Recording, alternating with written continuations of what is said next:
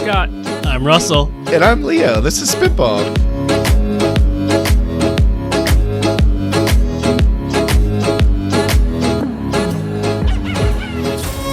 Welcome to Spitball, the pitch and kitchen, where three algorithm alchemists and a guest empty their heads of startup and tech product ideas that we have stuck up in there so you can all have them for free.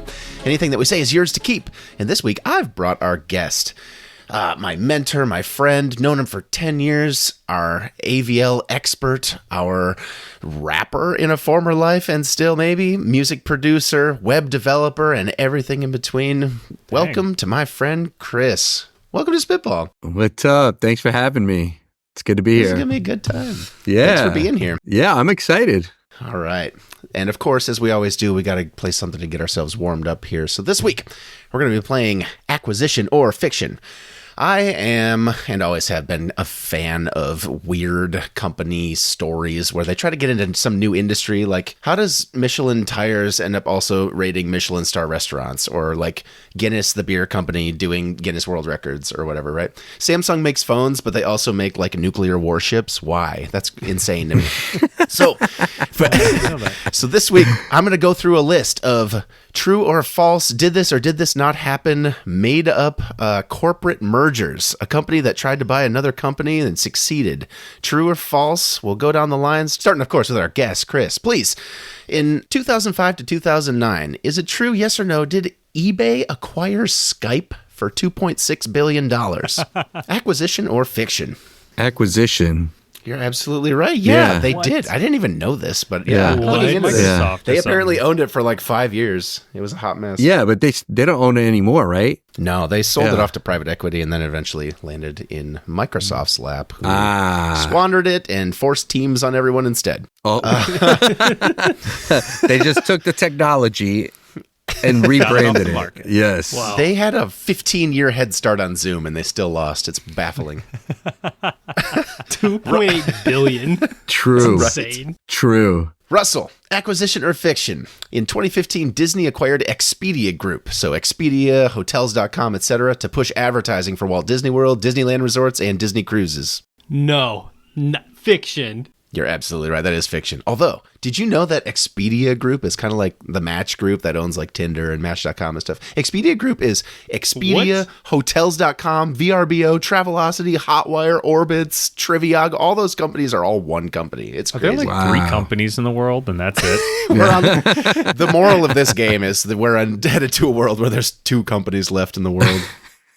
Scotty. Yep. Acquisition or fiction? Anheuser-Busch, maker of Budweiser and Bud Light, purchased the SeaWorld theme park chain from a book publisher in 1989 for $1.1 billion. I want that to be true so bad, so yes, acquisition. It is true! Oh, awesome. Wow.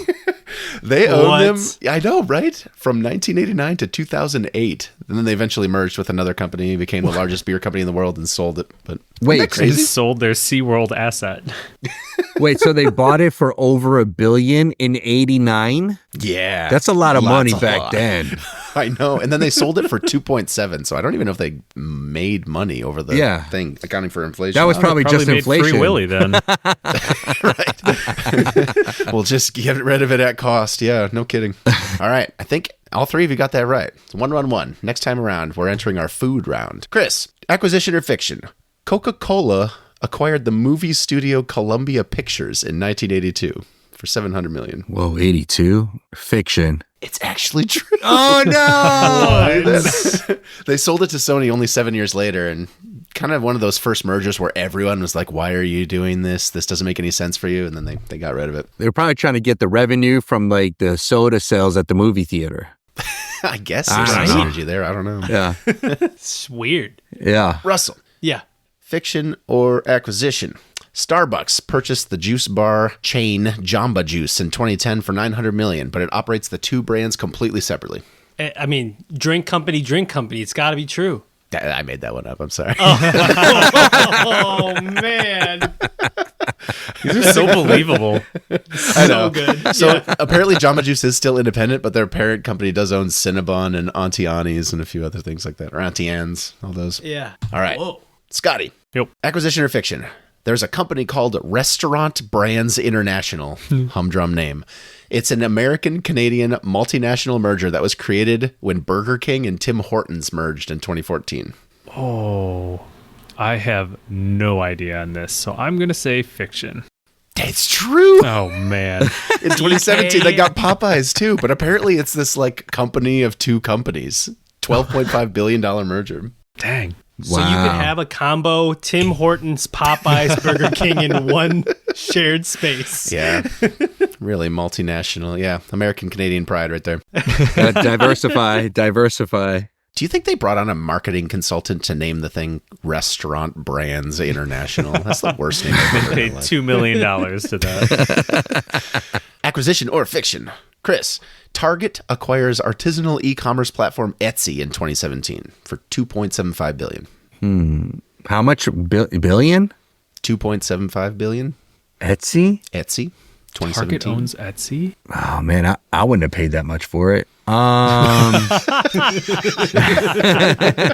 Is just sweep $2.75 billion off your dresser. I'll go. Yeah, right. I'll go with fiction. You're absolutely right. I made that one up. Very good. All right. Nice. Etsy. That would have been nuts. I know. That seems like their play, though. That seemed like Target would get I know. into Etsy. Yeah. I was thinking of like, what are some corporations that could vibe in the same, like, I don't know, Burger King and Tim Hortons. Target demographic. Yeah.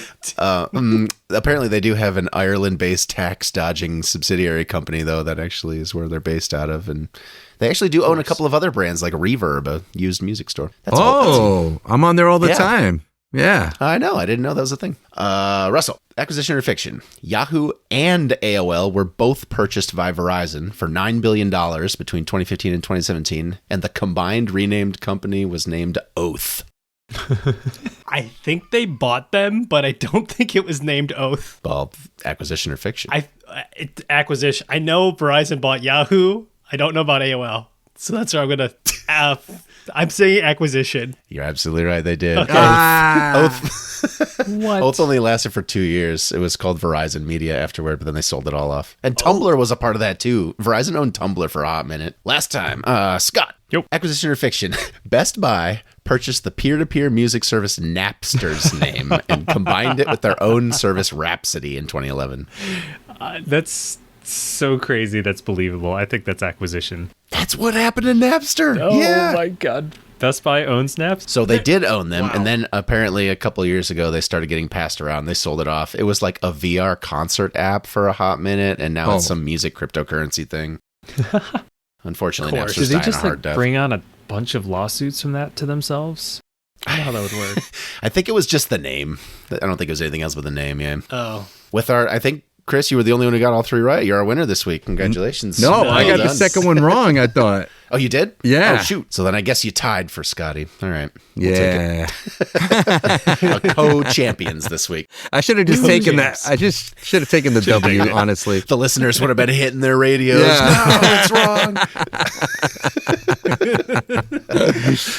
All right, Russell, you're up first. What do you got for us this week? All right. So here's what's up. I travel a bunch, and when I do, my wife sets up a fantastic itinerary for the town. Hit this up. You know, she watches the videos on those travel websites and all over YouTube. I remember when we went to San Diego, we watched like so many different videos about San Diego and where we're going to go. And she ends up building this really robust itinerary, roughly. It's like a rough itinerary, just like our hot picks. And we'll have that for our whole, it takes a long time to build, but then whenever we have a friend that's like, oh, you're going to San Diego? Here's the Google Doc that Carrie created. You should take a look at, this is what we did. Here's what we think if we were to, and then make some changes and recommendations, right? So it's kind of like Carrie becomes her own travel agent in a way because she's just making recommendations and stuff. So I thought, man, why don't we platformatize it, right? It turns out a lot of other people do this too. It's not just Carrie, but like everybody creates their own Google Sheet now with all that stuff. So why not host all that on a platform, share itineraries, right? And the better your itinerary, the more money you make. So for example, Wait, what? all the So if you Oh, build your you're sharing itinerary, it. you create referral codes, right? So now you partner with all these Balboa parks and these restaurants that you recommend on your itinerary. Whoa. And your job is to make, let's say, really good itineraries so that people click your referral links to schedule that reservation or to purchase the hotel that you recommend and all that stuff. So now everybody's incentivized to create a really good itinerary with links, get their commission, and now you've got like a full content generating money payback platform, right? And you're building a catalog of vacations and how well they went, and people can go on them and rate them. Yeah. People will keep Yeah. it up to date. I love that. It's very kind of like cut and dry, like you drag and drop like your favorite places, and yeah, you can even, if you want to get really detailed, you can say, yeah, if you're doing 3 days, this is what I recommend. Or if you're going on a Monday, you can just go crazy on it. But yeah, short and sweet itineraries. Do you guys do do you guys build itinerary kind of things or Google Docs? Like I, vet it a little bit. Well, I've used kind of like TripIt is a really utilitarian thing where you like forward your hotel bookings and flight reservations and stuff, and it sort of organizes all that in one place for you. That works okay. And I know there's like Wanderlog and a few other things where you can build these itineraries. I've never seen the like social networkatized version where you can browse other people's and stuff. That's really cool. Yeah, one of my people that I work in a co-working space with, they were sharing their trip to like South Africa, and it was like literally 2 weeks. Here are the 20 things that they did. And I'm like, can you just send that to me so I can have it in my Google Just in Drive? case. Totally. I'm like, somebody like really put a lot of effort into it, right? And it just Right. kind of goes to waste after all that. I don't know. It just seems like it should be shared. Yeah, and why reinvent the wheel, right? Starting from scratch, maybe you get like 2 or 3 and then you kind of put them all together, and create your own. Like maybe there's that option where like you could drag and drop into your own list, and then but the the referral links like transfer over as well. Whoa. That would be awesome. Yeah, I bet like the kid itinerary, right? Like, oh, I like these 3 itineraries, but I need the kid-friendly version, so I made my kid-friendly version, and now that's really popular because it's the kid-friendly one, right? Yeah. Versus the dinks. You got the dink version, you got the solo traveler version, right? And it's just, I don't know. It just seemed like it'd be cool to even just browse them, experience somebody Honestly, else's though. itinerary. Yeah. I don't Live know. vicariously, see all their vacation pics. Yeah. A little bit. This seems like the kind of thing that like a TripAdvisor or something could sort of tack on to what they already do, you know? Yeah. Another idea for that could be like, hey, we can go out to like one really nice meal, right? And like spend such and such Oh. money. So like you'll go to the bougie lists that like rich people go to, and then you could just grab the one, like this is the one thing we're going to do and splurge on kind of thing. And if you're going into your profile That on would the be site cool. and saying Yeah. like, I tend to prefer bougie stuff, I tend to do outdoorsy things, I tend to do technical marvels, whatever it is, you can kind of get the machine learning algorithm churning. And A Yeah. little quiz at the beginning. these kinds of people like these sorts of things. Let me put these recommendations in front of them. Yeah, like if I'm the outdoorsy type, where do I hike? Where do I go see the scenic views? Which trail kind of sucks, right? But then you end up going on like the trail app to find your best trails, and then you go to your restaurant app to find your best restaurants. And it just seems so much like why do I have to go to Yelp, TripAdvisor, trails.com or whatever it is? And I just got back from a conference in Chicago for a few days, and opening Google Maps and typing the word food and just panning around, trying to like filter down. They're not open right now. Yeah. This one is 4.4 stars and that one's 4.6, but it has 800 reviews instead of 300. What does that even mean, right? Right. If you could like humanize this by saying, these 3 people that you know because they have similar interests as you, the travel blogger that you follow, the whatever, they recommend this place because of these reasons. That's way more of like a human recommendation. Yeah. Yep. I agree. dude, travel bloggers would love this. They would post their itinerary up, and now like you could get itinerary influencers, making cash on the Travel side. blog's a real thing, totally. Then you can like, it's sort of like when you have like a link tree type thing, but here is this trip itemized and itinerized. Yeah. And it could be also for like parks, like theme parks. It's like where to stay, where's the cheapest, what's got gluten-free nearby. options, even things of that nature that like people are really, maybe concerned about. I think that could be really cool too. I didn't even think. Yeah, like just very, very niche, but people need to like. What's the gluten-free trip in Disney? Yeah. Around the world, gluten-free. I'm a vegan. Yeah. Where do I eat? I think you're right, Russell, that people are already generating these things and they just are kind of living in silos somewhere. So if you can get this importing from Google Docs and or saved Google Maps lists and or my email, booking confirmations and stuff, if you can somehow like suck up all that data, if people opt in, man. Incentivize them, and that's what Russell's doing. I love it. Yeah. Oh yeah. Yeah. They put it in themselves. Right. Or you say, hey, person, specify that you're gluten-free, that you're a medium budget, that you prefer outdoors, and then we'll pay you to suck up all of the places you've been from your, your Google timeline or whatever, and then we just know. Snap. Spooky. You could take it to the next this level. gets sketchy really quick. Well, if you could take it to the next level and then like, because you could go to Yelp and Google has its own thing, like as far as restaurant recommendations and stars, and like combine them all into one as well. So it's like, I don't have to, I trust Yelp or, I trust this. I think that could be cool too. Like just bringing them all together. Yeah. Yeah, you wouldn't need those other apps in theory, right? You'd kind of be trusting your itinerary or... the gurus? The gurus. Yes, the gurus. Right. Having a human connection helps a lot with that recommendation. I wish I could open one app and see like sort of like Rotten Tomatoes and IMDb scores and whatever all next to each other. Some like TV apps do that. It'd be cool if you could see, here's the Google Maps score and the Yelp score and the TripAdvisor score and the whatever all in your app next to, by the way, that vlogger you follow loves this place because of their breadsticks or whatever. Right. It was featured on Anthony Bourdain or something like that, Honestly, if it was featured on like Drivers Dining and Drives, I'm like there. Yeah. Just tell me, If you It's got the Flavor Town seal. I sat where Guy Fieri sat. That's just one of the trip options. The Flavor Town itinerary in every city. That's a whole username, The Flavor. Dude, there's somebody who's cataloged every question ever asked on Jeopardy. There's got to be somebody who's like cataloged every stop on Diners, Dives, and Dives. 100,000%. The wiki, the Flavor Town wiki. It's got to be out there with an interactive map and everything, I'm sure. Dude, like travel through the whole US, like in one road trip, just RVing through diners, drive-ins, and dives. Now that's an itinerary I would look up on your app.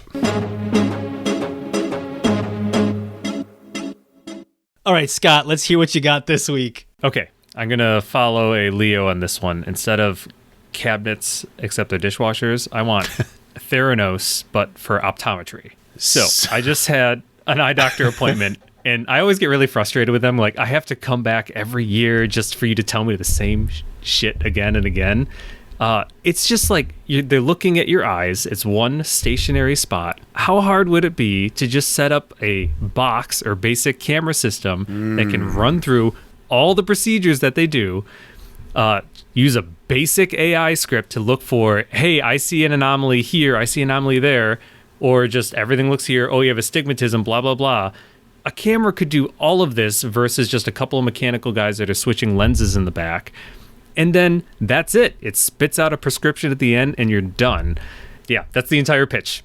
I just was very frustrated today, and I'm like, I could automate this. When you present in front of YC, I would maybe encourage you to not use the word Theranos. Theranos, guys.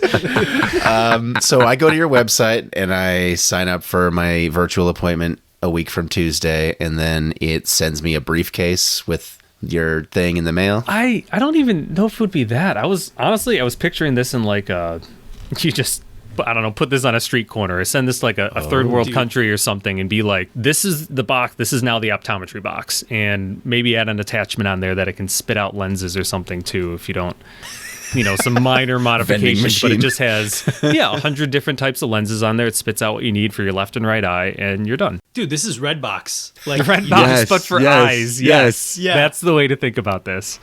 Every Walgreens would buy this box, Scott. That's what Theranos said. They actually did too. I believe it. Yeah. You take one tear and you put it in a vial and it knows everything about you. in theory, you don't even need to have inventory on hand. You just send it in the mail. This is like Send it in the mail. Use your webcam. they do what is it? Orthodontics this way. Really? Yeah. Right? Like, Yeah? don't you like Invisalign? Isn't that like a thing where you just take an imprint of your teeth and you ship it in the mail? Like the foam thing. And they send you all the braces back. Like literally you don't need to see an orthodontist anymore. Invisalign or whatever, you take an imprint of your teeth and they ship you incremental, like invisible liners that move your teeth over time. And that's it. You're done. It just takes the imprint and moves. Like this is that, but But your eyes never get better. They just get worse. you just, I mean, of all the medical things, like I feel like eyes would be the easiest one to work with in something like this. obviously if there's something wrong, you go to a doctor. Yeah, for sure. And it'll but, tell you, like, yeah. hey, you should probably go to a doctor for that thing in your eye there quickly.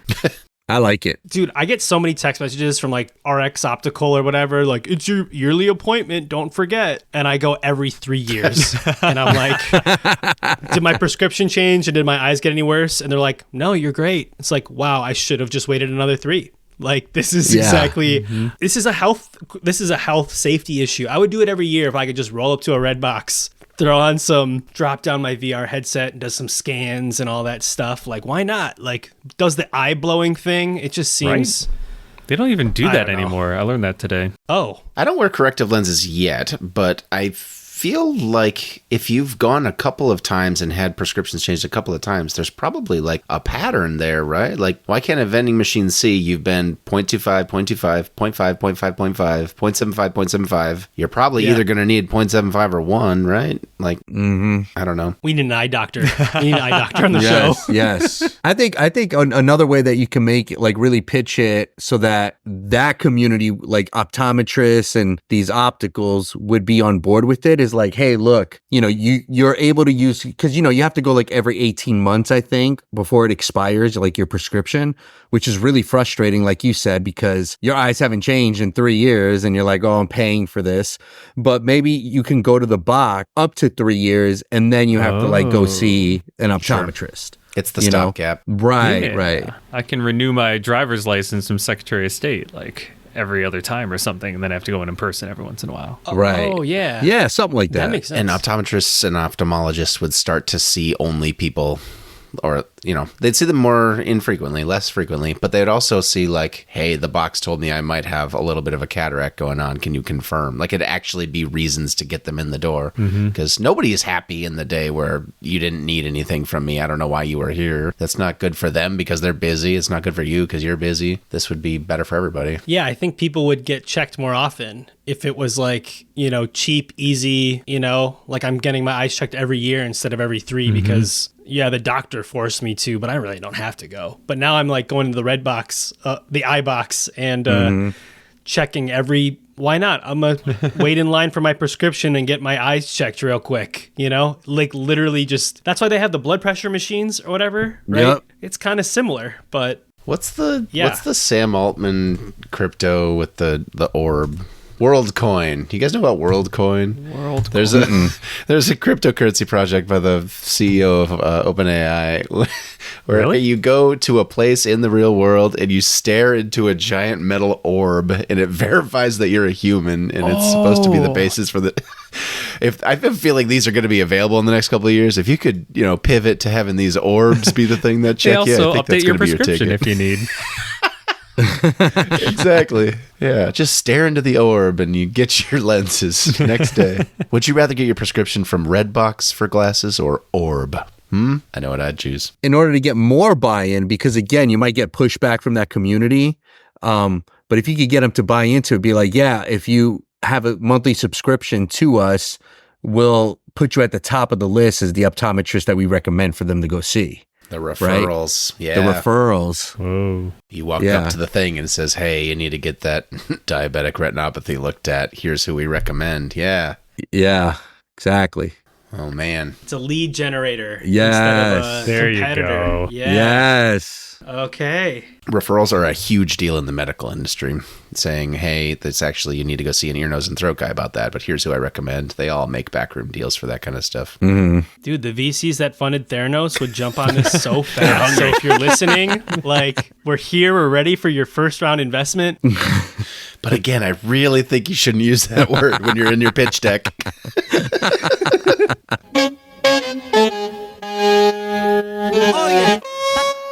All right, Leo, what do you got for us this week? All right, I got a weird one for you all. I hope you're ready. Planetariums. I'm in. They're fun.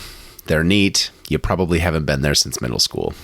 Why not? I don't know why. It's the kind of thing that I feel like I would enjoy doing again, but I'm like a space enthusiast. It'd be kind of fun to go, but I just don't. We don't really have one near us, but even when there is one around, I look at that, I'm like, that's kind of, I can't believe that still exists. I have a 4K TV at home. You know what I mean? It's because they legalized weed, dude. I'm not joking. I mean, if the Las Vegas orb can succeed, maybe planetariums deserve their place coming back too. So I've got an idea for pumping up and bringing planetariums to the next level. You ready? Let's hear I'm it. so excited. Instead of chairs that you have around there and the seating area at the base of the planetarium, giant donut-shaped swimming pool. In the middle of that donut shape is the dry area where the projectors are and the lifeguards, I guess, and the equipment and projector, all that stuff that you need to make it happen. And you could float under the stars. You could have like movie nights. You could have light blue lagoon lights all throughout the pool. You could have the underwater speakers thing. So you just kind of float there amongst the stars. I had an experience growing up of being in a swimming pool in a place where there was no light pollution. So you could look up and see like the Milky Way and stuff. Absolutely magical to float and see that. And it would be really cool if you could do that, but also flying through space in a saltwater pool. Saltwater pool. Sure. That way you I float like better. it. I'm speechless how much I want to do this. Right? Doesn't that sound Just amazing? like 80 degree like bath water, super heavily salted, so you can just you either have a inner tube or you're just floating there because the water's so dense. Yeah. Staring up at the stars or laser show or whatever the hell you want. Latest Christopher Nolan flick. Oh my god! Just put Dune 2 up there. Make it. You could have the center have a bar. Yeah. I was going to say that. Like Little your swim head. up bar. You just paddle over, you know? No, we can make it cooler. Little RC boats Yeah. will bring your cocktails out to you or something. Oh, I like that. I want that job. There's got to be... Yeah. right? The boats are named after planets, you know.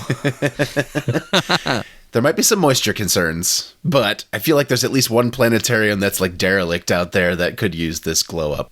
It's a really Dude, good idea. it'd be fun. Like the solar eclipse like just happened, and that would be awesome to be like, oh, I didn't see the solar eclipse, but I went to my local planetarium and swam in the pool for a couple hours and experienced basically the same thing. You know? I saw a live stream of it. It was great.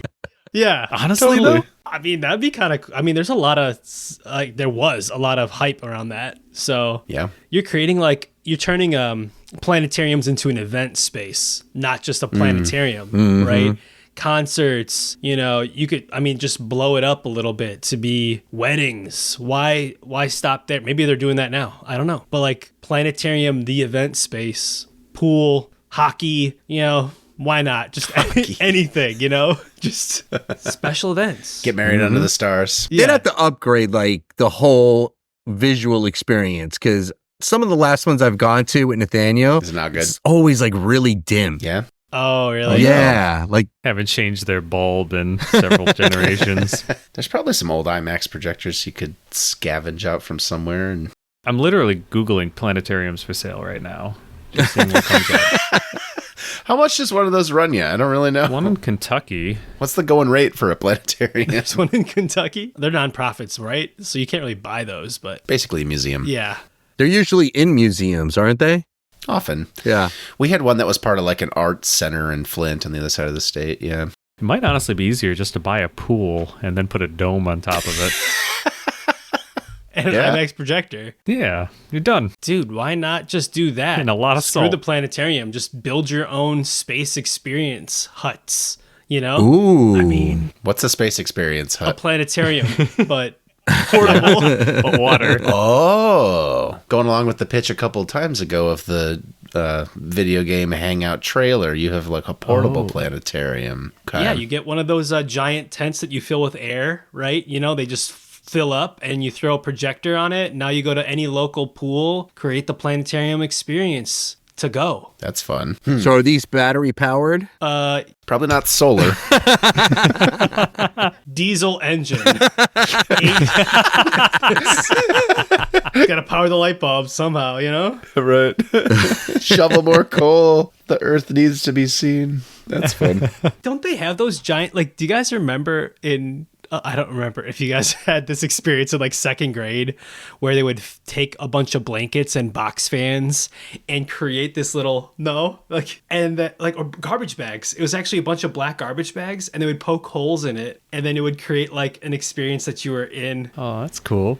looking at the night sky. What? Yeah. Really? know? Interesting. Must have been a really great Black teacher. garbage bags. Yeah. Tape them I guess together. so. Put them over your head. Breathe as fast as you can. No.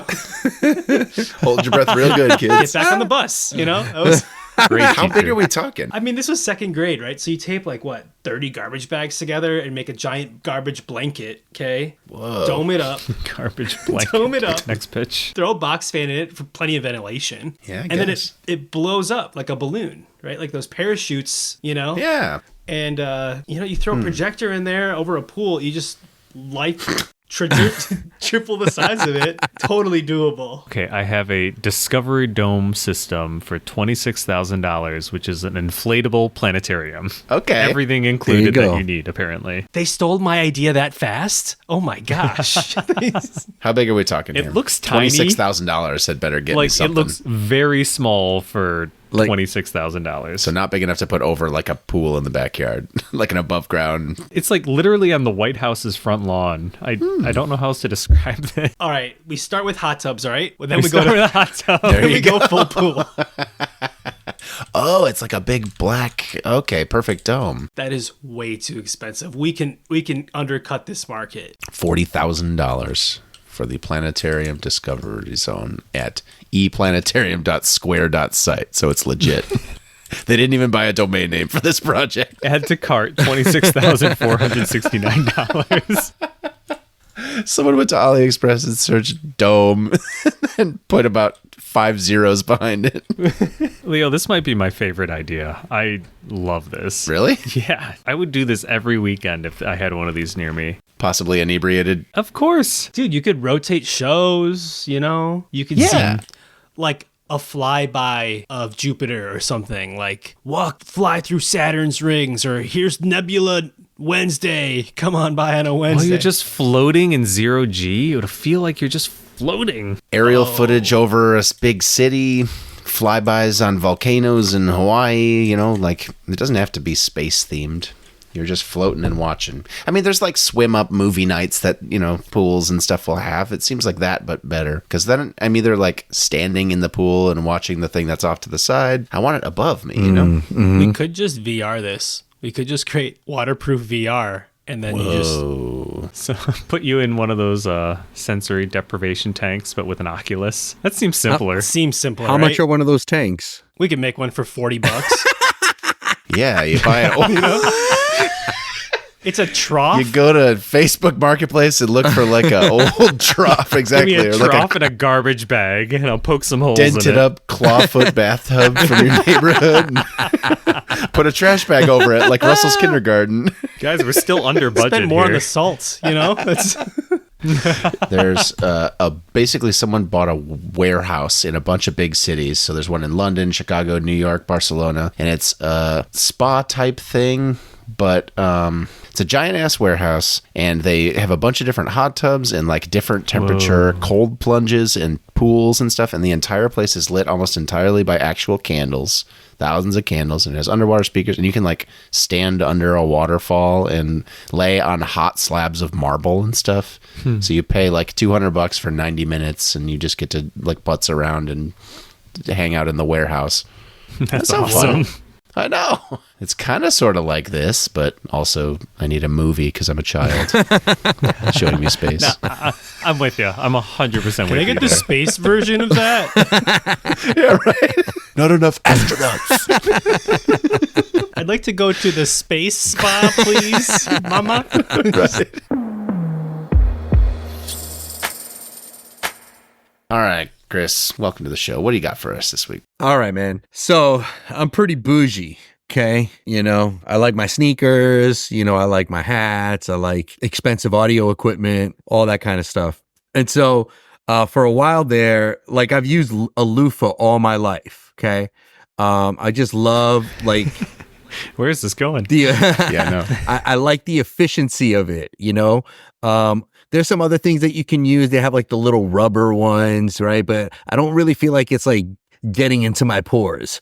And so I'm a big loofah guy. I understand that if it stays wet, bacteria can grow in it, that sort of thing. And so when I got a sales job and I did sales for a couple of years, I wanted to take my loofah with me, but it was like messy. It's like, like I just used it and then I got to leave the hotel and it's wet.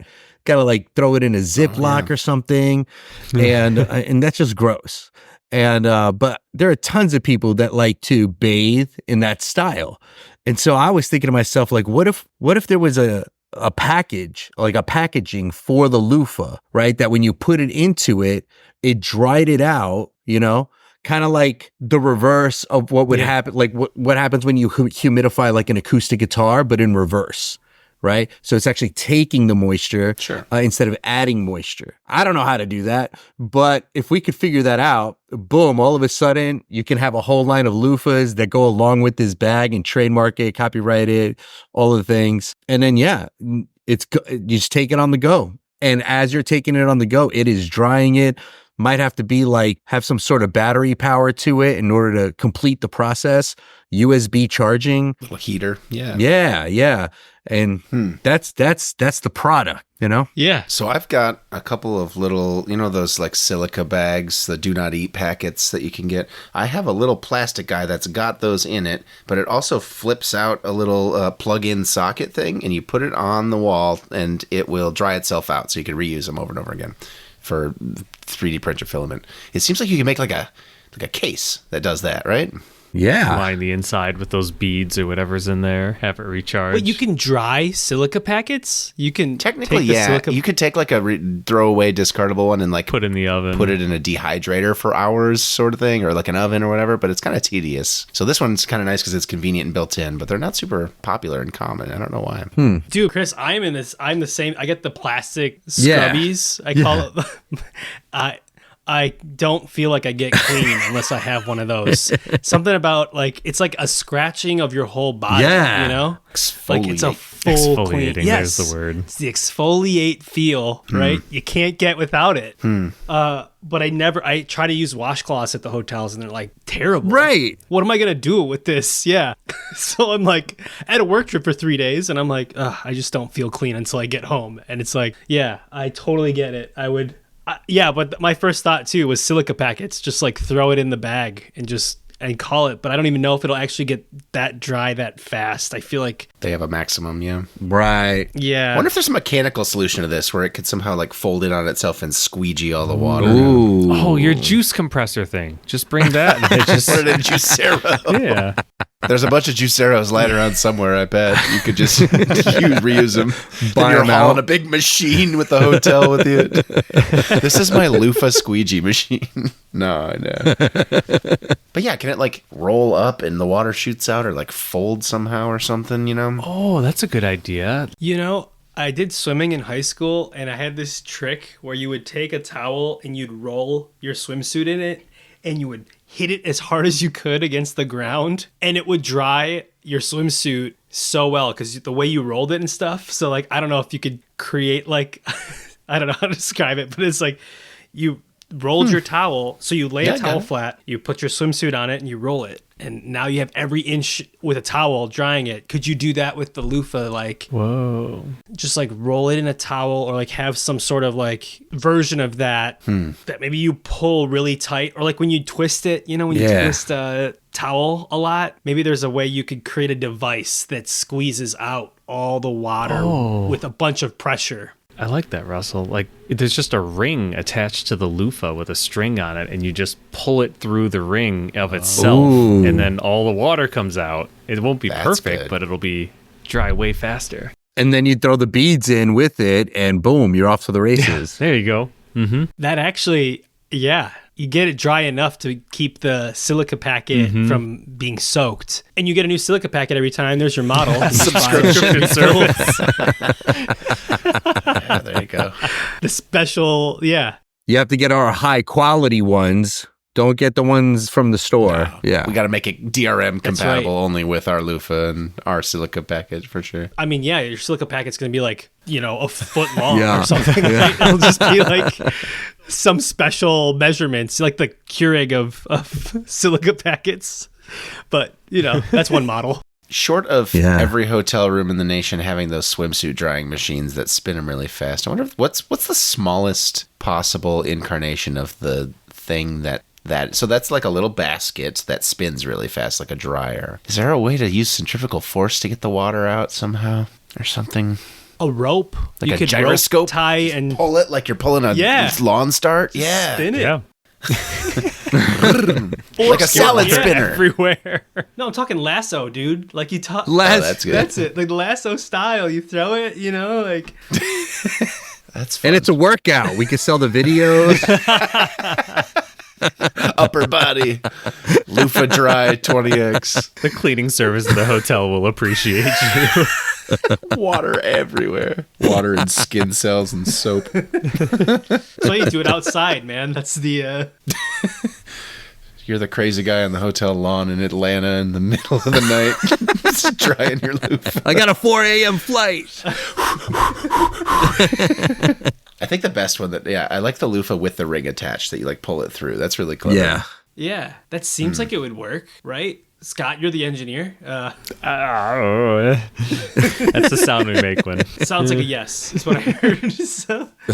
We're working on it. The project manager says yes, and it's the engineer's job to figure it out. Yeah. Of course we can do that. Figure it out. So who would our main customer base be? I think Chris. Travelers, right? Yeah. The Russells. I mean, you just sell the better loofah. It'd just be the loofah. The better loofah. Yeah, you'd sell the loofah, and that would be part of that is you got the drying thing, you get the whole kit, right? It's not just the drying machine, it's the full experience. So you can get And they have different colors. They've got a reputation. Sorry to interrupt. You were on some heat there. Keep going. You're thinking like it's a different sizes, different shapes. Different They light up. colors. Surprisingly hard to reinvent the Glows loofah. in the dark. That's not bad. I was gonna say it's traditionally kind of a feminine thing, so you gotta like market it to dudes with the bro loofah. It's got like fire and bro lightning loofah. bolts and stuff on it. That's right. Monster trucks. Yeah. Smells like Jim Beam. Dude, there's your exit strategy. You sell to like, what is it? The squash or the men's soap bar, the Sasquatch. Oh, yeah, brand. yeah. Instant win. Perfect match made in heaven. You get a bar of Sasquatch soap with your loofah. Now, boom. That's a good idea. Just make it an add-on to like Axe or something. Yeah. So like a Smart licensing man deal. loofah. Licensing deal. Yeah. Mhm. I like that. Buy it in the gift box. Yeah. So then you expand, like your target market would be any dude that wants to get clean. It's pretty big. That's got to be at least like a third of dudes, A right? third, at most, a third of dudes. I'm going to get into loofah marketing in a second. No, I don't. Pull up the pitch deck. Let's go. Smell better, less soap, more clean, something for the economic buyer, right? It's like a weed whacker for your chest hair. That's next week. Sold. Well, if you're a stinky man on the go, thank you very much for listening. We hope you enjoyed yourself this week. And thank you so much, Chris. This was such fun. Thanks for being on, Yes. man. Guys, had a blast. Thanks, Chris. Our website is spitball.show. There you can find links to our YouTube channel, social media, etc. Email us feedback, comments, ideas. We're podcast@spitball.show. That's also how you can follow us on the Fediverse, such as Mastodon. We're just podcast@spitball.show. Our subreddit is r/spitballshow. Our intro-outro music is Swingers by Bonkers Beat Club. Please, if you wouldn't mind, hit us with that 5-star review, Apple Podcasts, Spotify, whatever you're listening to us on. It's the best way for people to find out about the show. New episode is out in 2 weeks. See you then.